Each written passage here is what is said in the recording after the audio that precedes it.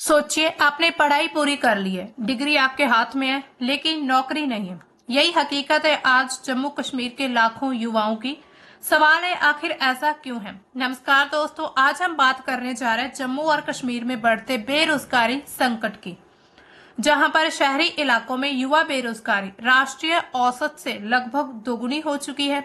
ये सिर्फ आंकड़ों की कहानी नहीं, बल्कि एक पूरी पीढ़ी के भविष्य का सवाल भी उठता है। यहाँ पर नए आंकड़े जो है रिपोर्ट में पेश किए गए, उसमें पता चला कि जुलाई सितंबर 2024 की तिमाही में 15 से 29 वर्ष की आयु के जो शहरी युवा है, उनमें 32% जो है वो बेरोजगार थे। आप खुद सोचिए, एक ऐसी उम्र, एक ऐसी एज जहां पर आपके पास रोजगार होना बहुत जरूरी है, और ऊपर से ऐसी कंडीशन, एक ऐसा इलाका, तो वहां पर आपके पास रोजगार नहीं है, तो आपका जो जीवन यापन कैसे होगा। तो यहाँ पर बहुत सारे सवाल उठते हैं। सांख्यिकी और कार्यक्रम कार्यान्वयन मंत्रालय के आवधिक श्रम बल सर्वेक्षण से एक रिपोर्ट है PLFS, उससे पता चलता है कि जुलाई सितंबर 2024 में जो जम्मू कश्मीर, उसमें 32% तक जो व्यक्ति थे वहां पर लोग थे वो बेरोजगार थे। तो यहाँ पर युवा बेरोजगारी जो है वो सबसे ज्यादा देखी गई, 32%। इसका मतलब है कि लगभग हर 3 में से एक युवा जो है वो नौकरी नहीं कर पा रहा है, या फिर उसके पास नौकरी है ही नहीं। राष्ट्रीय औसत की तुलना करें तो पूरे भारत में शहरी युवा बेरोजगारी का औसत लगभग जो है मध्य दशकों से, यानी कि अगर हम बात करते हैं पुराने समय के, तो उससे लेकर जो कि करीब 15 से 17% के बीच होता है। लेकिन जम्मू कश्मीर का जो आंकड़ा है वो इतना ज्यादा पहुंच चुका है कि ये राष्ट्रीय औसत से करीब दुगना हो चुका है। यानी कि पूरे, अगर हम नेशनल की बात करें, नेशनल एम्प्लॉयमेंट की, उसकी अगर हम जब हम देखते हैं किसी नेशन के एम्प्लॉयमेंट रेट की, उसमें जो है एक एवरेज निकाला जाता है, तो एवरेज जो रहता है उससे भी दुगुना है। मान लीजिए कि एवरेज अगर 16% है, तो उससे दुगना आंकड़ा यानी कि 32% ये आंकड़े प्रस्तुत किए गए हैं रिपोर्ट में। अब ऐसी स्थिति क्यों बनी हुई है वहां पर? एक तो वहां पर बहुत ज्यादा डिफरेंसेस देखने को मिलते हैं अर्बन और रूरल एरियाज में, यानी कि शहरी और ग्रामीण क्षेत्रों में। शहरी युवाओं की जो बेरोजगारी है वो ग्रामीण युवाओं की तुलना में कहीं ज्यादा है। अब ऐसा क्यों हो रहा है? आप सोच रहे होंगे कि शहरों में तो बहुत ज्यादा नौकरियां हैं, वहां पर बहुत बड़े बड़े बिजनेस होते हैं, वहां पर बड़ी बड़ी फैक्ट्रियां हैं। लेकिन दोस्तों, यहाँ पर हम बात कर रहे हैं एक काफी ज्यादा संवेदनशील एरिया की, जो हमारा एरिया क्या है, जम्मू और कश्मीर का, जो यानी कि पाकिस्तान के साथ लगता है। और इसके साथ ही पाकिस्तान ये भी दावा करता है कि जम्मू कश्मीर उसका एरिया है, यानी कि जम्मू कश्मीर जो है वो उस पाकिस्तान का एक हिस्सा है। तो यहाँ पर काफी ज्यादा कॉन्फ्लिक्ट्स, यानी कि लगातार विवाद देखने को मिलते हैं। वहां पर आतंकवाद का खतरा हमें बहुत ज्यादा देखने को मिलता है, यानी कि जो युवा है वो वहां पर जॉब ना होने के कारण आतंकवाद की तरफ धकेली जा रही है। तो वहां पर क्या होता है, अब देखिए गांव के क्षेत्र में क्या होता है, अगर मान लीजिए जॉब नहीं है तो कोई व्यक्ति अपनी खुद से खेती बाड़ी कर सकता है, एग्रीकल्चर के सेक्टर में वो खुद को रोजगार दे सकता है। लेकिन अब शहरी क्षेत्र क्या होता है, वहां पर किसी के पास एग्रीकल्चर भी नहीं है, यानी कि जमीन नहीं है, खेत नहीं है, वहां पर उन्हें नौकरियां मिल नहीं रही हैं, वहां पर फैक्ट्रियों में काम नहीं मिल रहा है। अगर मान लीजिए कोई ऐसी सिचुएशन आती है, तो फिर वो जो युवा है तो फिर वो क्या करेंगे, आखिर वो आतंकवाद की तरफ ज्यादा झुकाव रहेगा उनका। इसी तरह ग्रामीण इलाकों में रोजगार जो है वो ज्यादातर कृषि और स्वरोजगार में भी है, लेकिन यह जो है नौकरी को सुनिश्चित नहीं करता। मान लीजिए कृषि के सेक्टर में भी अगर कोई व्यक्ति जॉब करता है, तो इट मीन्स ये नहीं कि उसको जॉब मिली है, एक बार वो सिर्फ अपने जीवन यापन के लिए वहां पर गुजारा कर रहा है। इसके अलावा महिलाओं पर असर क्या पड़ रहा है इसका? महिलाओं में बेरोजगारी जो है वो पुरुषों की तुलना में ज्यादा है, क्योंकि राष्ट्रीय स्तर पर ये एक बहुत बड़ी चिंता का विषय बन चुका है। शिक्षा रोजगार में शिक्षित युवा, यानी कि ऐसा नहीं कि वहां पर लोगों ने एजुकेशन नहीं ली, वहां पर लोगों ने स्टडी नहीं की, उनकी स्टडी कंप्लीट है, यहाँ तक कि वो डिग्रीज भी कंप्लीट कर चुके हैं, लेकिन फिर भी उनको जॉब्स जो है वो नहीं मिल रही हैं। और इसके अलावा कई युवाओं ने उच्च शिक्षा भी पूरी कर ली है, यानी कि हम यहाँ पर पोस्ट ग्रेजुएशन की बात करें, ग्रेजुएशन उसके बाद बहुत मतलब काफी हद तक वो अपनी डिग्रियां कंप्लीट कर चुके हैं, लेकिन फिर भी उन्हें जॉब मिल नहीं रही है। तो ये स्थिति बहुत ही ज्यादा गंभीर बनी हुई है। अब देखिए वहां पर सिचुएशन ऐसी है, इसके पीछे कुछ कारण जरूर रहे होंगे। अब देखिए ऐसा नहीं है कि कोई भी काम होता है या फिर कुछ भी होता है तो उसके पीछे कोई वजह जरूर होती है, तो इस वजह को हम देख लेते हैं। तो वजह क्या है? इसमें जो निजी क्षेत्र उद्योगों की कमी दिखाई पड़ती है, वहां पर जम्मू कश्मीर में अभी तक इतना ज्यादा किसी भी तरह से उद्योग विकसित नहीं हो पाए हैं। ज्यादातर जो उद्योग है वो काफी छोटे लेवल के होते हैं, जैसे कि घरेलू उद्योग होते हैं जो एमएसएमई के क्षेत्र में, और इनमें जो इन्वेस्टमेंट बहुत कम रहता है।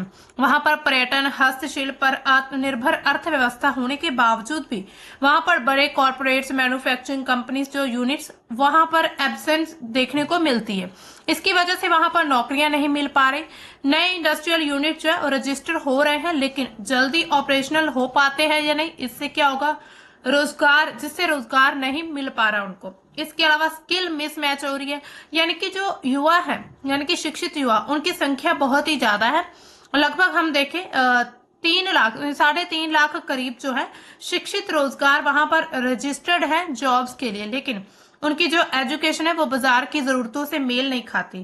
किताबी ज्ञान पर जोर होने के कारण उनको जो वोकेशनल स्किल्स नहीं दी गई, वहां पर उनमें स्किल्स की कमी है, जिसके कारण जो पढ़े लिखे व्यक्ति वो भी नौकरी नहीं कर पाते। यानी कि मान लीजिए किसी व्यक्ति ने अगर ग्रेजुएशन की, अब किसी का क्यों, हम खुद का उदाहरण ले लेते हैं।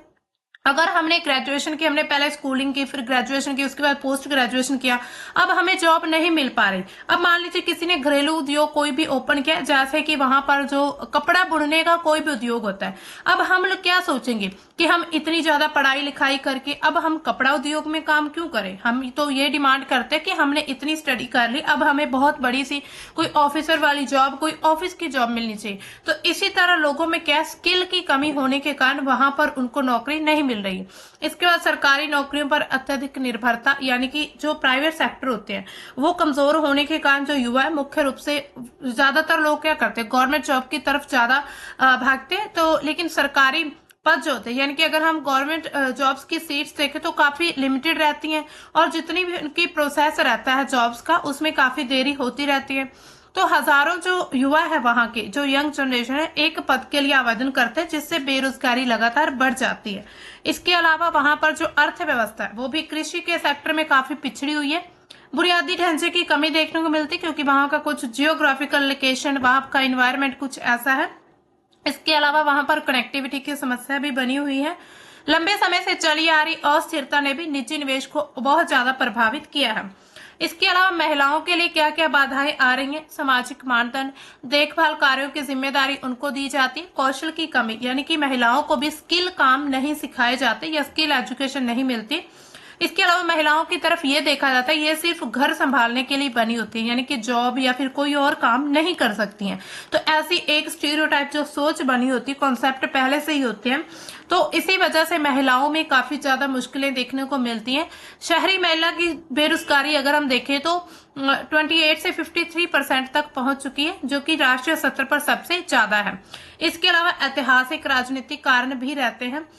इसके अलावा 2019 के बाद ये बताया जा रहा है कि बेरोजगारी लगातार बढ़ती जा रही, हालांकि सरकारी डेटा में सुधार दिखता है। संघर्ष, अस्थिरता ने लंबे समय तक आर्थिक विकास को भी बाधित किया है, यानी कि वहां पर इनस्टेबिलिटी बनी हुई है। कोई भी प्रॉपर वहां पर गवर्नमेंट या मैनेजमेंट एडमिनिस्ट्रेशन अच्छा ना होने के कारण भी वहां पर जो अनएम्प्लॉयड देखने को मिलती है।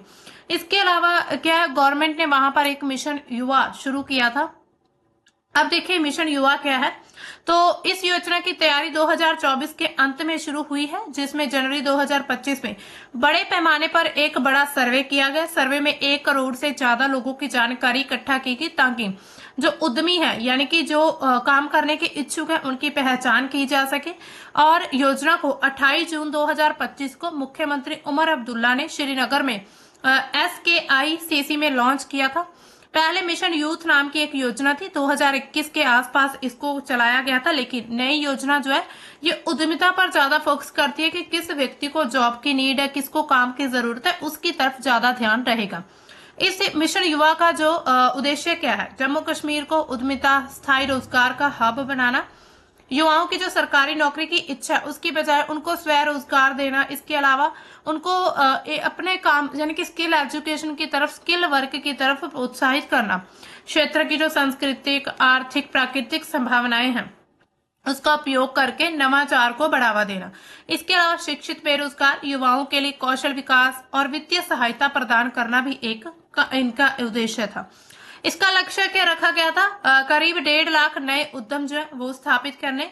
इन उद्यमों में 4.5 लाख से 4.5 लाख रोजगार दिए जाएंगे, यानी कि अपॉर्चुनिटीज को क्रिएट करना। इसके अलावा हर एक नैनो उद्यम में निवेश 10 लाख रुपए से कम हो, बिना कोलेटरल गारंटी के, यानी कि बिना गारंटी के। इसका बजट करीब देखा जाए तो उस समय पर 1830 करोड़ रुपए तक बजट था। इसकी विशेषताएं क्या? नैनो उद्यमिता इकाइयां, यानी कि नैनो क्या होता है, यानी कि छोटे लेवल पर जो है ये छोटे छोटे व्यवसाय जिसमें दुकान, सर्विस, हस्तशिल्प, इन सभी के लिए आसान लोन देने, उनको सब्सिडी प्रोवाइड करवानी। वित्तीय सहायता में बैंक लोन देना, जैसे कि युवा उड़ान कैंपन जो है उसके जरिए। इसके अलावा सरकारी सब्सिडी, सीड कैपिटल वगैरह देना उनको। सरलीकृत आवेदन प्रक्रिया, यानी कि 25 से कम फील्ड्स वाला फॉर्म भरना और 25 दिनों में इसका निर्णय आ जाना था। इसके बाद कौशल विकास और क्षमता निर्माण करना, यानी कि फिर युवा को ट्रेनिंग देनी, उनको मेंटरशिप प्रोग्राम चलाने, हैंड होल्डिंग वगैरह देना। इसके अलावा युवा दूत, यानी कि जमीनी स्तर पर युवा की, यंग जनरेशन की मदद करने वाले जो मेंटर है वो पंचायत के लेवल पर काम करेंगे, उनको करियर गाइडेंस की पूरी एक ट्रेनिंग दी जाएगी। इसके अलावा स्मॉल बिजनेस डेवलपमेंट यूनिट्स और बिजनेस हेल्प डेस्क स्थापित करने, जिससे वो बिजनेस में हेल्प ले सके। इसके अलावा ऐप पोर्टल भी लॉन्च किया गया था। मिशन युवा .jk.government.in एक ऐसा पोर्टल बनाया गया था। यहाँ पर आवेदन, संसाधन, स्कीम ट्रैकिंग सब कुछ उपलब्ध था। और भी बहुत सारे सहयोग दिए गए, जैसे कि मुमकिन उम्मीद जैसी जो योजनाएं उनसे लिंकेज करवा दिया गया था। इसके अलावा अब देखिए महिलाओं और ग्रामीण क्षेत्रों में विशेष फोकस किया गया था। अब देखिए इसका समाधान क्या हो सकता है, उसमें या तो एक रास्ता ये हो सकता है वहां पर निजी निवेश में जो है बढ़ावा दिया जाए, यानी कि जो इन्वेस्टमेंट है उस सेक्टर को ओपन कर दिया जाए, यानी कि काफी इन्वेस्टर्स वहां पर अपना जो पैसा इन्वेस्ट कर सकते हैं, लेकिन उनको कुछ प्रॉफिट भी दिखना चाहिए वहां पर। इसके अलावा स्थानीय उद्योग, स्टार्टअप्स को स्टार्ट करना, स्किल बेस्ड एजुकेशन दी जानी चाहिए।